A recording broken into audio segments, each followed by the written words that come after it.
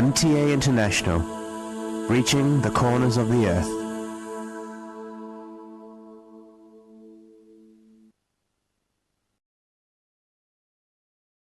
اس وقت ہم سیدنا حضرت امیر المومنین خلیفۃ المسیح رابع ایدہ اللہ تعالیٰ بنصر العزیز کا ایک تاریخی خطبہ جمعہ آپ کی خدمت میں پیش کر رہے ہیں۔ حبیبنا صلی علی محمد صلی علی حبیبنا صلی علی محمد صلی علی رسولنا صلی علی محمد صلی علی رسولنا صلی علی محمد صلی علی محمد صلی علی محمد أشهد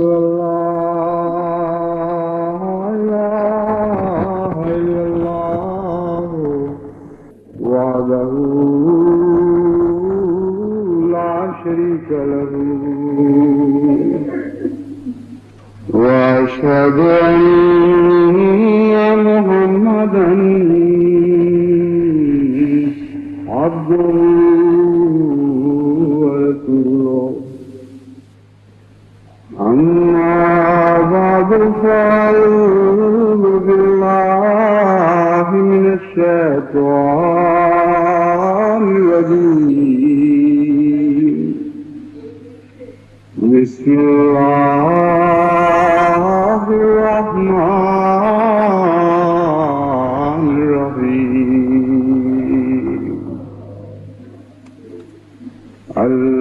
الحمد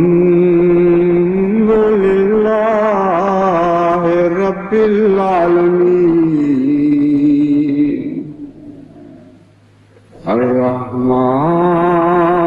الرحمن الرحيم مالك يوم الدين إياك نعبد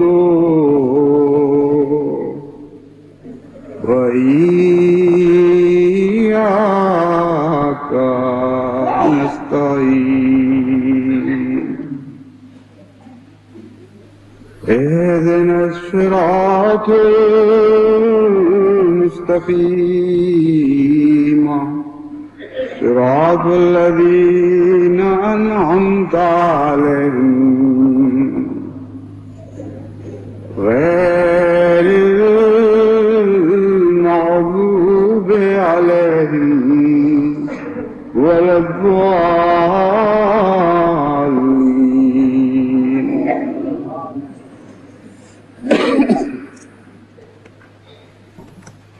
جلسے کا وقت جتنا قریب سے قریب تر آتا چلا جا رہا ہے،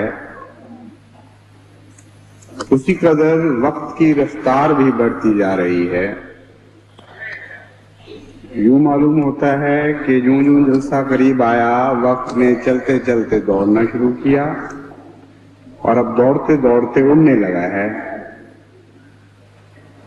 اور جب جلسہ آ جاتا ہے تو پتہ بھی نہیں لگتا کہ چلا کب گیا۔ اس تیزی سے وقت گزر جاتا ہے کہ وہ کارکنان جو پہلے مختلف قسم کے فکروں میں مبتلا ہوتے ہیں کہ وہ مشکل ذمہ داریاں کیسے ادا ہوں گی، وہ آن واحد میں ادا ہو بھی جاتی ہیں اور معلوم بھی نہیں ہوتا کہ جلسہ کب آیا تھا اور کب چلا گیا۔ اور جب جلسہ آ کے چلا جاتا ہے تو اپنے پیچھے ایک بڑی گہری اداسی چھوڑ جاتا ہے، ایسی گہری اداسی کہ ربا کے دل و دیوار سے اس وقت اداسی ٹپک رہی ہوتی ہے۔ پہلے جب قافلے آ کر جایا کرتے تھے اور نعرہ تکبیر سے بعض لوگوں کی دل آزاری نہیں ہوتی تھی اور بلند آواز سے اللہ تعالیٰ کا ذکر بلند کرتے ہوئے جب گاڑیاں روانہ ہوتی تھی تو میں نے دیکھا کہ بہت سے کارکنان درویا کھڑے خاموشی سے آنسو بہا رہے ہوتے تھے. اتنا گہرا دکھ مہمان پیچھے چھوڑ جاتے تھے کہ اس کا کوئی باہر کی دنیا تصور بھی نہیں کر سکتی. میں نے سوچا کہ یہ جذبہ، یہ حسن خلق کہاں سے ہم نے پایا؟ تو ذہن حضرت مسیح موعود علیہ السلام کی آمین کے اس شعر کی طرف منتقل ہوا، پر دل کو پہنچے غم جب یاد آئے وقت رخصت. ابھی تو مہمانوں کی آمد ہے، لیکن ایک عارف باللہ، ایک مہمان نوازی کے اعلیٰ خلق پر فائز انسان، ان کے جانے کے بعد جو غمگین ہوتا تھا وہ تو ہوتا تھا، ابھی وہ وقت آیا ہی نہیں تو اس غم کا احساس پہلے ہی دل میں جنم لے چکا ہوتا تھا. بعد میں جانے پر آپ ہی کے ادنا غلاموں کا مہمانوں کے جانے پر غم محسوس کرنا، یہ تو ایک روایت ہے جو ہم نے ورثے میں پائی ہے. انسانی فطرت تو ایک ہی رہتی ہے، بچے میں اس کا اظہار مختلف طریق پہ ہوتا ہے، ایک بالغ عارف باللہ کے اندر اس کا اظہار ایک مختلف طریق پر ہوتا ہے. مجھے یاد ہے ہمارا ایک بھانجا ببی جو آج کل نائجیریا میں لیکچرر ہیں، قمر سلیمان احمد، وہ بچپن میں جب انڈا کھایا کرتے تھے تو ان کو اتنا پسند تھا کہ انڈا کھاتے کھاتے ابھی نصف تک نہیں پہنچا ہوتا تھا تو رونے لگ جاتے تھے، اور ہم جان کے چھیڑنے کی خاطر ان کا جواب بڑا پیارا لگا کرتا تھا. ان سے پوچھتے تھے کہ ببی روتے کیوں ہو؟ تو وہ جواب دیتا تھا کہ انڈا ختم ہو جائے گا. یعنی ختم بھی نہیں کہہ سکتا تھا، اتنی چھوٹی عمر تھی کہ مجھے یہ غم لگ گیا ہے کہ یہ انڈا جو شروع کر بیٹھیں گے وہ ختم ہو جائے گا. تو دراصل ساری زندگی کا فلسفہ یہی ہے، جو چیز آتی ہے وہ ختم ہو جاتی ہے، اور اسی فلسفے کا نام زندگی ہے. اگر یہ نہ ہو تو دکھ بھی پھر ختم نہ ہو. کیسا حسین توازن اللہ تعالیٰ نے، کیسا عدل قائم کر رکھا ہے. خوشیاں بھی آتی ہیں اور ختم ہو جاتی ہیں، بڑے بڑے دکھ بھی آتے ہیں جن سے انسان سمجھتا ہے کہ میں کبھی گزر ہی نہیں سکوں گا، وہ بھی آ کے ختم ہو جاتے ہیں. تکلیفوں کے ادوار بھی اسی طرح آنی جانی ہیں، اور زندہ اور عارف قومیں جانتی ہیں کہ یہ وقتی تکلیفیں، یہ صبر، یہ آزمائشیں، یہ سب آنی جانی ہیں، نکل جائیں گے، ان کو دوام نہیں ہے، کیونکہ تقدیر الہی اسی طرح پر جاری ہے. بس ان چیزوں سے جہاں غم بھی پہنچتا ہے وہاں حوصلے بھی بڑے بلند ہوتے ہیں، یقین اور عزم بھی پیدا ہوتا ہے. اس تعارف کے بعد اب میں ایک دو باتیں ربا کے جلسے کی ذمہ داریوں سے متعلق کہنا چاہتا ہوں، جن میں آنے والے اور جانے والے سبھی شریک ہیں. سڑکوں پر کیونکہ غیر معمولی طور پر آبادی بڑھنے کی وجہ سے رش ہو جاتا ہے، ہجوم ہو جاتا ہے، ایک اندوہ کھڑا ہو جاتا ہے بعض دفعہ. اس لیے میں یاد کرانا چاہتا ہوں کہ حضور اکرم صلی اللہ علیہ وآلہ وسلم نے جو سڑکوں کے حقوق بیان فرمائے ہیں ان کا خیال رکھیں. اسلام ایک ایسا کامل مذہب ہے کہ ہر چیز جو بنی انسان کی زندگی سے کسی رنگ میں بھی تعلق رکھتی ہے اس کے متعلق تفصیلی تعلیم دی گئی ہے، یہاں تک کہ سڑکوں کے حقوق اور بازاروں کے حقوق بھی قائم فرمائے گئے ہیں. چنانچہ ان حقوق میں سے ایک حق یہ ہے کہ بازاروں میں مجلسیں نہ لگایا کریں، کیونکہ جب بازاروں میں مجلسیں لگتی ہیں تو کئی قسم کی برائیاں اس سے پیدا ہوتی ہیں معاشرے میں، اور پھر آنے جانے والے مسافر، وہ لوگ جن کی خاطر بازار بنائے گئے تھے خرید و فروخت کے لیے، ان کے اصل کام میں یہ مجلسیں مخل ہو جاتی ہیں.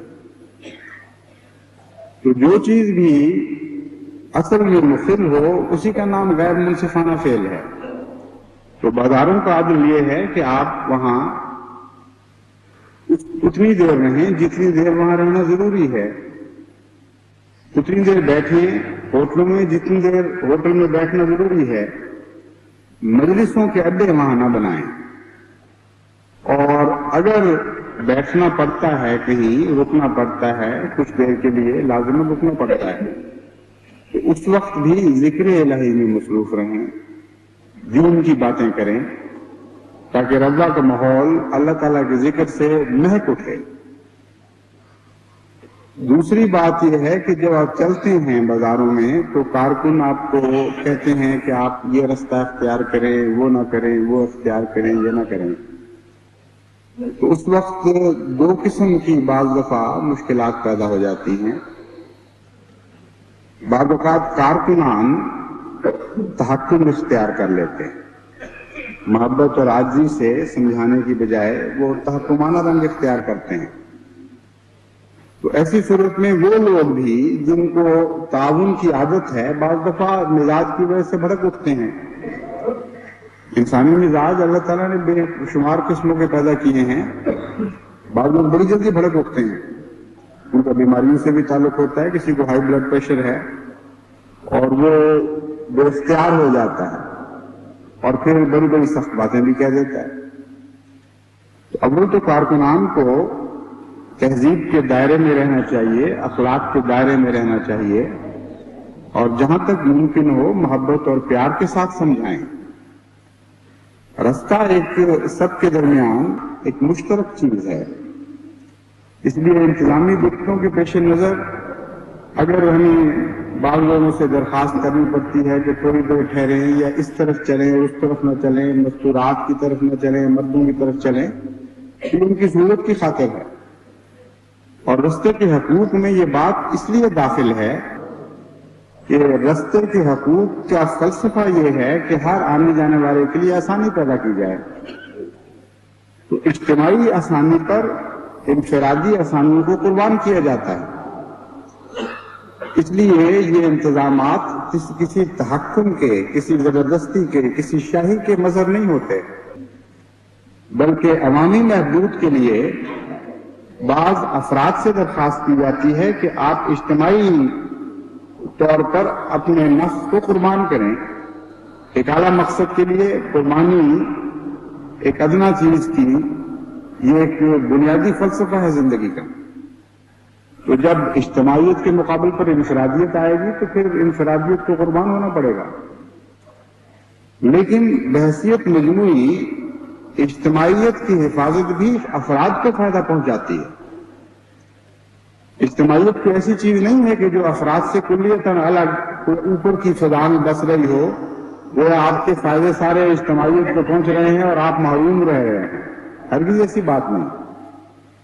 اجتماعی فائدے سے مراد یہ ہے کہ ہر فرد بشر کو فائدہ پہنچے اور ایک شخص اس موجود فائدے سے زیادہ نہ استفادہ کر جائے، باقیوں کے حصوں کو نقصان نہ پہنچ جائے.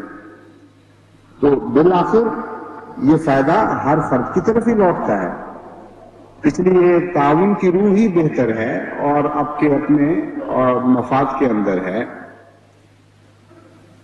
دوسری بات میں یہ کہتا ہوں کہ اگر خدا نہ خواستہ ایسے لوگ بھی آئے ہیں جو حسن اخلاق کے ساتھ بات کرنے کے باوجود بھی بھڑک اٹھیں اور کہیں ہم نے جانا ہے تو ٹھیک ہے، ہم کو جانے دیجیے.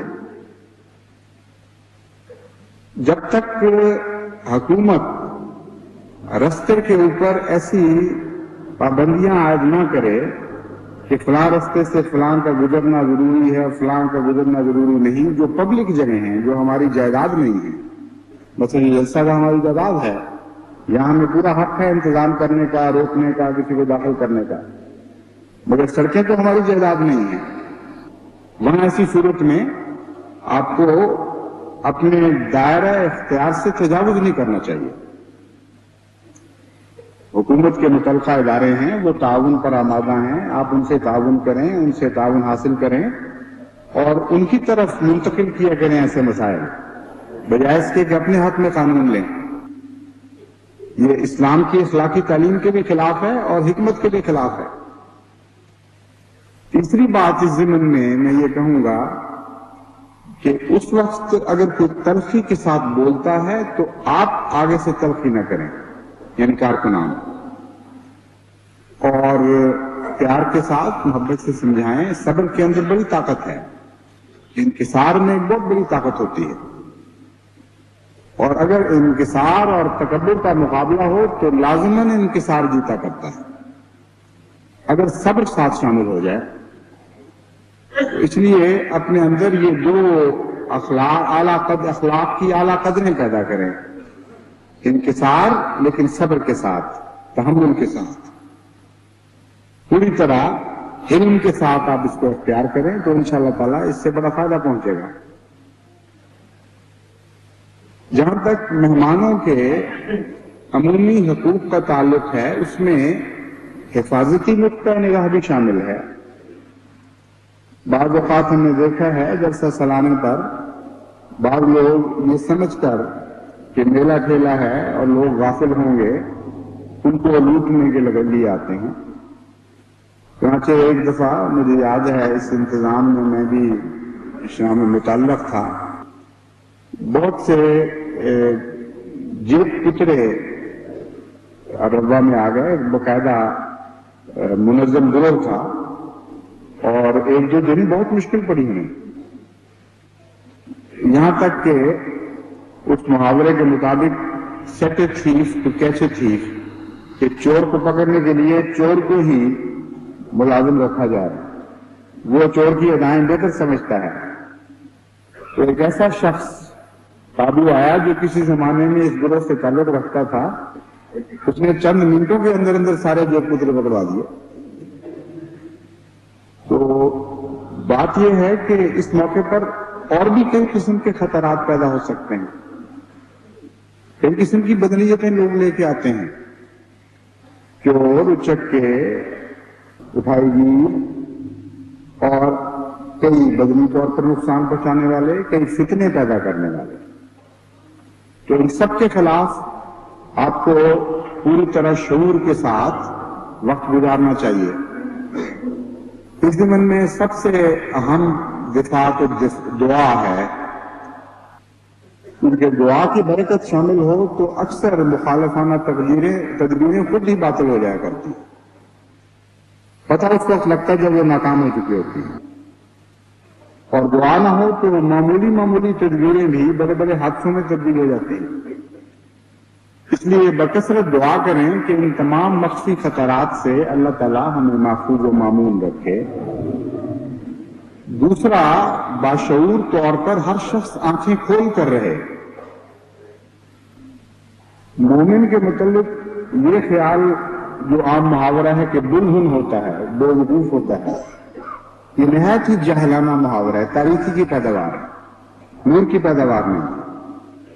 نور کی پیداوار تو وہی محاورہ ہے جو حضرت محمد مصطفیٰ صلی اللہ علیہ وسلم نے ہمیں عطا کیا کہ مومن کی نظر سے ڈرو، وہ خدا کے نور سے دیکھتا ہے، وہ سرایت کر جاتی ہے مومن کی نظر گہرائی میں اور مخفی چیزوں کو پا جاتی ہے۔ اس لیے ہر مومن کو اپنی بصیرت کو اور اپنی بصارت کو تیز کرنا چاہیے اور ہوشیار رہنا چاہیے، باخبر رہنا چاہیے کہ ماحول میں کیا ہو رہا ہے۔ اجنبی آدمی کو بے وجہ مجرم سمجھنا تو کوئی ذہانت نہیں، لیکن اجنبی کو تکلیف دیے بغیر اس کے احتمالی خطرے سے محفوظ رہنا ذہانت ہے۔ اور بعض دفعہ اجنبی آدمی سے جب بات کی جائے، اس سے گفتگو کی جائے تو یہ بھی فائدہ ہوتا ہے کہ اجنبی کی ضرورت آپ کے سامنے آ جاتی ہے۔ یعنی یہ بدظنی پر بات مبنی نہیں ہے کہ آپ کسی اجنبی سے پوچھیں کون ہو اور کیا بات ہے، کہاں سے آئے ہو۔ واقعتاً آپ جب اس سے بات کرتے ہیں، اس سے تعلق بڑھاتے ہیں تو دو فائدے پہنچتے ہیں۔ ایک تو یہ کہ اگر وہ بدنیت سے آیا ہو تو آپ کو معلوم ہو جاتا ہے، ایک ذہین آدمی سمجھ جاتا ہے، اور اگر خود ضرورت مند ہو تو اس کی ضرورت پوری ہو جاتی ہے۔ دنیا میں آزاد ممالک میں جو پولیس فورسز ہیں، وہ اسی اصول پر کام کر رہی ہوتی ہے. چنانچہ ایک دفعہ مجھے کچھ تجربہ ہوا، ہم شکاگو سے نکلتے نکلتے بہت پیچھے رہ گئے وقت سے. یعنی 3 بجے نکلنا تھا، اتنا بڑا شہر ہے، اتنی بڑی ٹریفک ہے کہ 6 بج گئے. 6 بجے نکلنا تھا تو رات کے 9 بج گئے نکلتے نکلتے. جہاں پہنچنا تھا وہ کئی 100 میل کا فاصلہ تھا، اس لیے رات تقریباً 2 بج گئے جب ہم ابھی اپنی منزل میں بھی نہیں پہنچے تھے. تو ہم نے فیصلہ یہ کیا کہ تھوڑی دیر یہاں آرام کیا جائے. ہم موٹر آہستہ کر کے اس شہر میں جگہ ڈھونڈ رہے تھے، اور وہ نسبتاً چھوٹا قصبہ تھا اس لیے وہ جلدی سو گیا تھا، ورنہ امریکہ کے بعض شہر تو 2-3 بجے تک آرام سے جاگے رہتے ہیں. کچھ دیر کے بعد میں نے محسوس کیا کہ ایک موٹر میرے پیچھے لگ گئی ہے. چنانچہ میں نے بہت اس کو باز دینے کی کوشش کی، جس طرف میں مڑتا تھا وہ پیچھے آ جاتی تھی.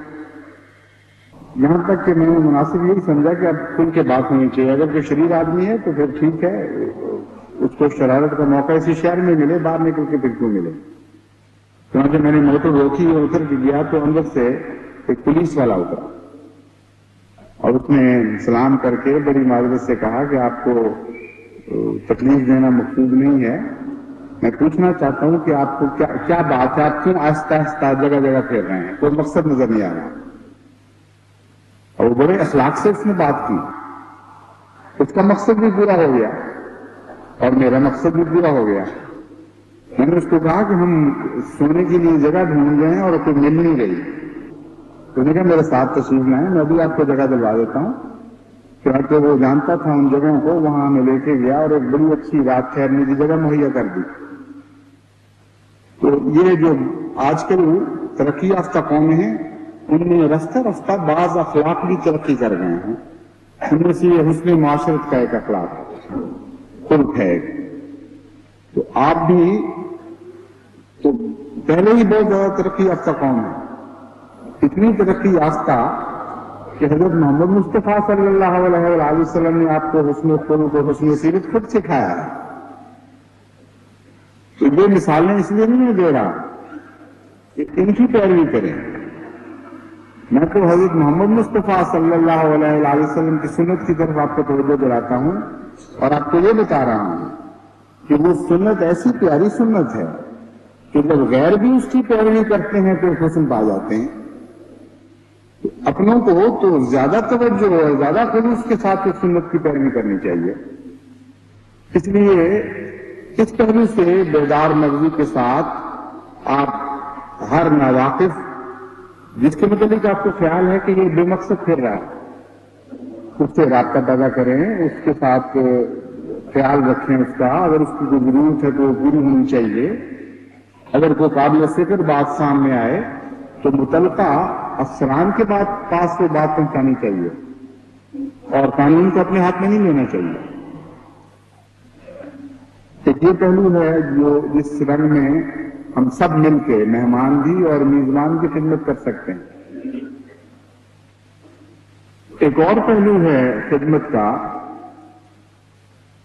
لیکن اس سے پہلے میں ایک اور بات بیان کرنا چاہتا ہوں کہ اسی ضمن میں بعض مہمان اپنی سادگی میں لوٹے جاتے ہیں. حالانکہ مومن کو اس قسم کی سادگی زیب نہیں دیتی.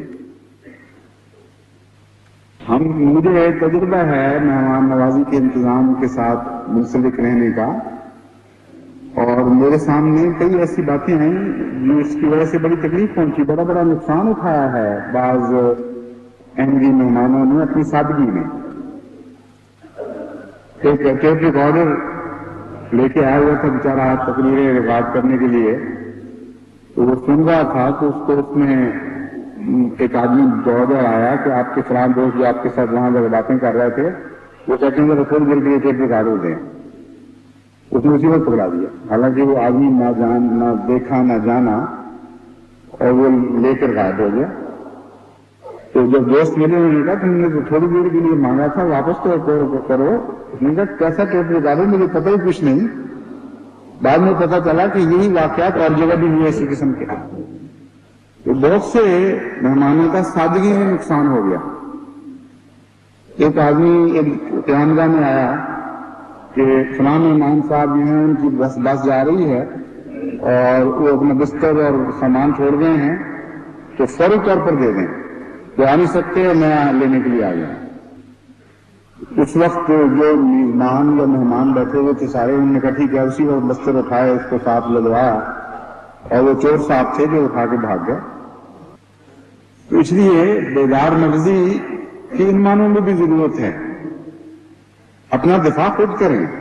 اتنے بڑے انتظامات میں انتظامیہ پر پورا انحصار کر دینا کہ وہ اس قابل ہوگی کہ آپ کی ہر طرح مدد کر سکے، یہ تصور ہی غلط ہے۔ جو نقصان آپ اپنا خود کریں گے اس میں انتظامیہ کچھ نہیں کر سکتی۔ انتظامیہ کی کوشش تو ہے انشاءاللہ تعالیٰ پوری، لیکن اس کی حدود ہیں، اور جہاں آپ کی حدود شروع ہو جاتی ہیں وہاں انتظامیہ دخل نہیں دے سکتی۔ اس لیے آنے والے مہمان خصوصیت کے ساتھ ان باتوں میں بھی بیدار مرد رہیں۔ آخری بات جو میں کہنا چاہتا ہوں وہ مہمان نوازی سے متعلق اہل ربہ کو عمومی تحریر کرنا چاہتا ہوں۔ مہمان نوازی سے متعلق مختلف باتیں میں پہلے بھی کہہ چکا ہوں، لیکن اب یہ ایک دو باتیں ایسی ہیں جو مہمان نوازی کی اعلیٰ قدروں سے تعلق رکھتی ہیں، اور حضرت اقدس مسیح موعود علیہ السلام نے جو معیار ہمارے سامنے رکھا ہے وہ بار بار جناب کے سامنے پیش کرنا ضروری ہے، تاکہ اس اعلیٰ معیار کو پیش نظر رکھ کر ہم اپنی تربیت کریں۔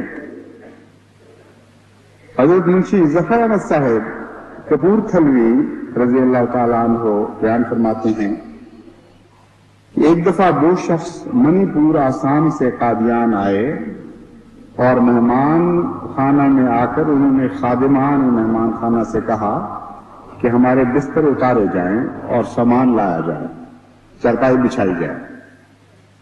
ایسا یہاں بھی ہوتا ہے کئی دفعہ، اور مجھے علم ہے کہ اللہ تعالیٰ کے فضل سے لمبی تربیت کے نتیجے میں اب کارکنان دوڑ دوڑ کر سامان اٹھاتے ہیں اور اتارتے ہیں، اور یہ نہیں ادھر پیش کرتے کہ مزدور نہیں ہے، اگر ہم مزدور نہیں ہیں تم مزدور لے کے آؤ یا خود اتارو۔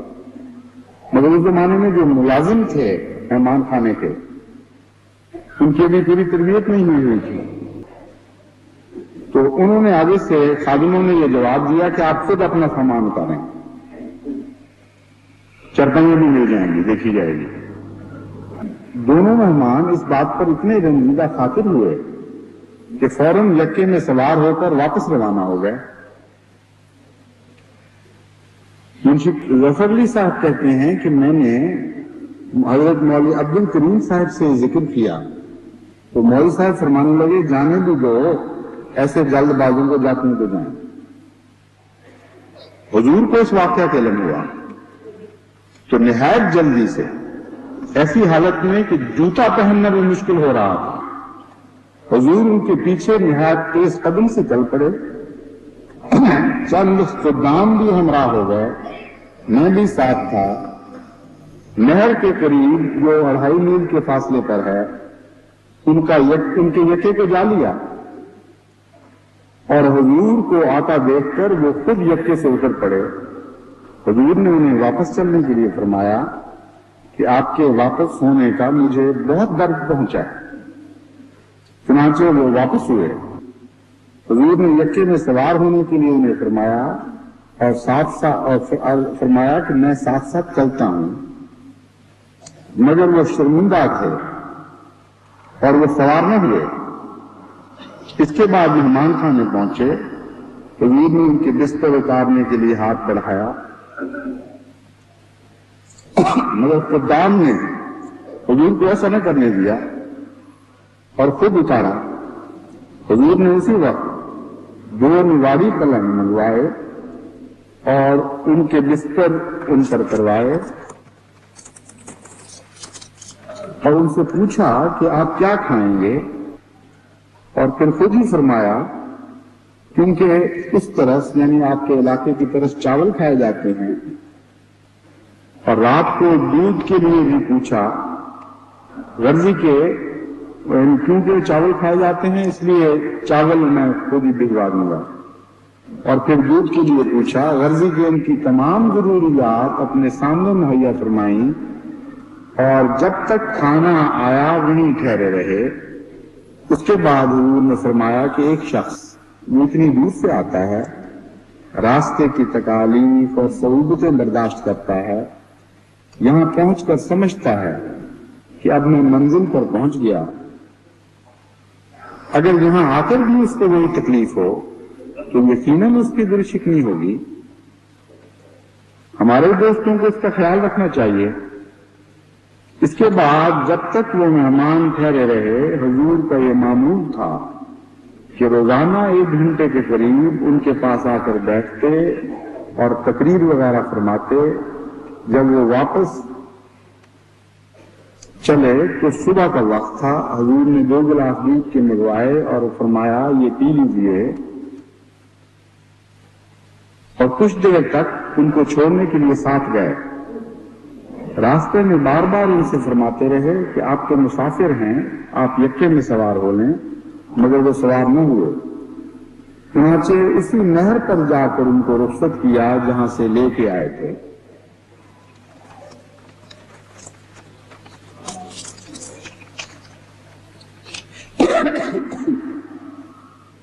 حضرت منشی ظفر احمد صاحب کپورتھلی رضی اللہ تعالیٰ عنہ کی ایک اور بھی روایت ہے۔ وہ کہتے ہیں ایک دفعہ جلسہ سالانہ پر بہت سے آدمی آئے تھے، اور اس روایت کا تو خاص جلسہ سالانہ سے ہی تعلق ہے، جن کے پاس کوئی پارچہ سرمائی نہ تھا۔ ایسا ہو جاتا ہے۔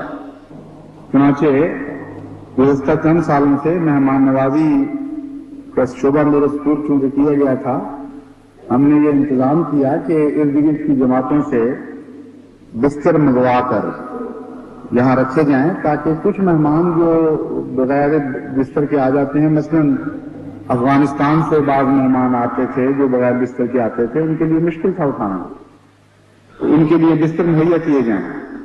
اسی طرح افسر صاحب جلسہ نے بہت سے زائد بستر بنوا کے رکھے ہوتے ہیں، تو وہ سارے ختم ہونے کے باوجود جو زائد انتظام تھا وہ بھی بیچ میں کام آ گیا، اور اللہ تعالیٰ کے فضل سے اس کے نتیجے میں مہمانوں کو تکلیف نہیں پہنچی۔ تو یہ ہو جاتا ہے، لیکن آنے والوں کو بھی اب یہ خیال کرنا چاہیے کہ اب جلسے کی حدود پھیل گئی ہیں اور اتنا وسعت اختیار کر چکا ہے کہ اب کسی میزبان کے بس میں نہیں رہا کہ خواہش بھی کرے، چاہے بھی تو ان کی بستروں کی ضروریات کما حق کو پوری کر سکے۔ اس لیے خود اپنی تکلیف کی خاطر اور کچھ میزبانوں کی تکلیف کی خاطر، کہ جو میزبان یہ دیکھتا ہے کہ میں اپنے مہمان کی ضرورت پوری نہیں کر سکتا، اسے بڑی شدید تکلیف پہنچتی ہے، بڑا دکھ محسوس کر رہا ہوتا ہے۔ اس تکلیف کی خاطر وہ حتی المقدور اپنی بستر ساتھ لایا کریں۔ بہرحال یہ روایت جس جو روایت میں پڑھ رہا ہوں اس میں ذکر آتا ہے کہ ایسے مہمان آ گئے جن کے پاس بستر نہیں تھا۔ چنانچہ ایک شخص نبی بخش نمبردار ساکن بٹالہ نے اندر سے لحاف بچھونے منگانے شروع کر دیے اور مہمانوں کو دیتا رہا۔ عشاء کے بعد حضرت صاحب کی خدمت میں حاضر ہوا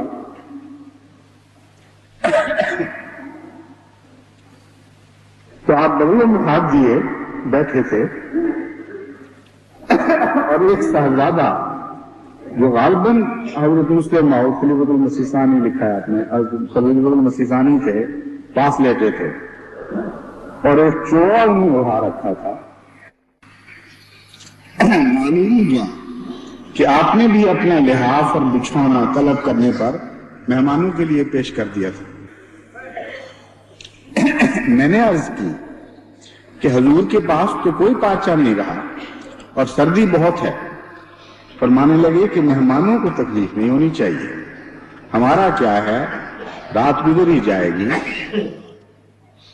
نیچے آ کر میں نے نبی بخش نمبردار کو بہت برا بھلا کہا کہ تم حضرت صاحب کا لحاف اور بچھونا بھی لیا ہے۔ وہ شرمندہ ہوا اور کہنے لگا کہ جس کو دے چکا ہوں اس سے کس طرح واپس لوں۔ پھر میں نے مفتی فضل الرحمان صاحب یا کسی اور سے، یاد نہیں رہا کون تھا، لحاف بچھونا مانگ کر جب اوپر لے کے گیا تو آپ نے فرمایا کسی اور کو دیں، مجھے تو اکثر نیند بھی نہیں آتی، اور میرے اصرار پر بھی آپ نے وہ نہ لیا، اور فرمایا کسی مہمان کی ضرورت پوری کرے۔ یہ ایک مہمان نوازی کا معیار ہے جو ہمارے سامنے ایک منصب بن کر، ایک مقصود بن کر سامنے چمک رہا ہے۔ اس معیار کے قریب ہونے کی کوشش کرنی چاہیے، اور میں جانتا ہوں کہ اب یہ مثالیں عام ہو گئی ہیں اللہ تعالیٰ کے فضل سے۔ ربوہ میں ہی گزشتہ تجربوں کی بنا پر میں یقین سے آپ کو بتا سکتا ہوں کہ ایسی مثالیں ہیں کہ اپنے گھر چھوڑ کر لوگ باہر نکل کر سینوں میں سوئے، اپنے بستر دے کر اسی طرح ہاتھ بغلوں میں دبا کر انہوں نے رات گزاری، کارکنوں میں بھی اور غیر کارکنان میں بھی اب یہ مثالیں عام ہیں۔ لیکن یہ بھی وہ حسین ورثہ ہے جو حضرت اقدس مسیح موعود علیہ السلام سے ہم نے پایا۔ ایک دفعہ مہمان نوازی کے انتظام میں رات 1-2 بجے کے قریب ایک کارکن کو میں نے کہا کہ اب آپ جائیں اور آرام کریں، تو وہ چلے گئے۔ کچھ دیر کے بعد، کچھ نصف گھنٹے کے بعد دیکھا تو پھر واپس آ گئے۔ میں نے ان سے کہا کہ آپ واپس آ گئے ہیں، کیا بات ہے، آرام نہیں کیا؟ انہوں نے کہا یہاں زیادہ آرام ہے، یہاں بیٹھنے کی کمرہ ہے، کرسی ہے، بیٹھنے کی جگہ ہے، وہاں تو مہمان اتنے ہیں کہ دروازہ کھولنے کی بھی طاقت نہیں رہی۔ جب میں دروازے کو دھکا دیتا تھا تو کسی مہمان کو تکلیف پہنچتی تھی، تو اس لیے میں آ گیا ہوں، رات اسی طرح کٹے گی۔ تو اب یہ مثالیں عام ہو گئی ہیں۔ یہ روحانی حسن کا یہی ایک امتیاز ہے کہ وہ اپنے وجود تک نہیں رہتا، اس شمع سے سینکڑوں ہزاروں دوسری شمعیں روشن ہونے لگتی ہیں۔ تو یہ شمعیں روشن ہو رہی ہیں، ہوتی رہی ہیں، اور اس دفعہ بھی ہوئی انشاءاللہ تعالی، اور آئندہ بھی ہوتی رہیں گی۔ اللہ تعالیٰ اپنے فضل کے ساتھ ہمیں مہمان نوازی کے نہایت ہی اعلیٰ اور حسین تقاضے پورے کرنے کی توفیق بخشے۔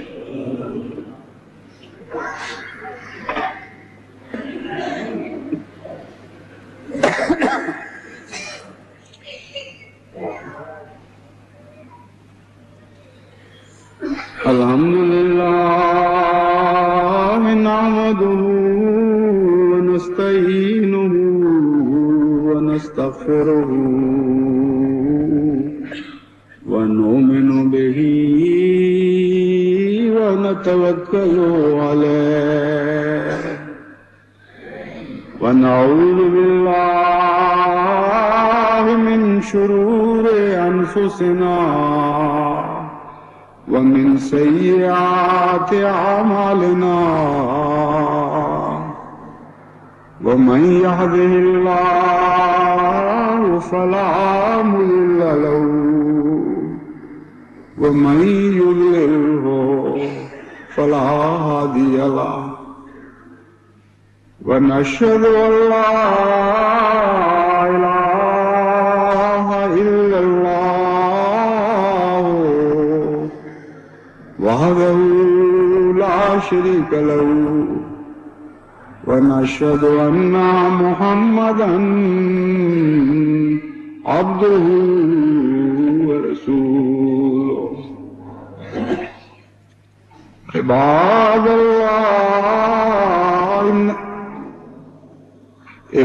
الله رحمكم الله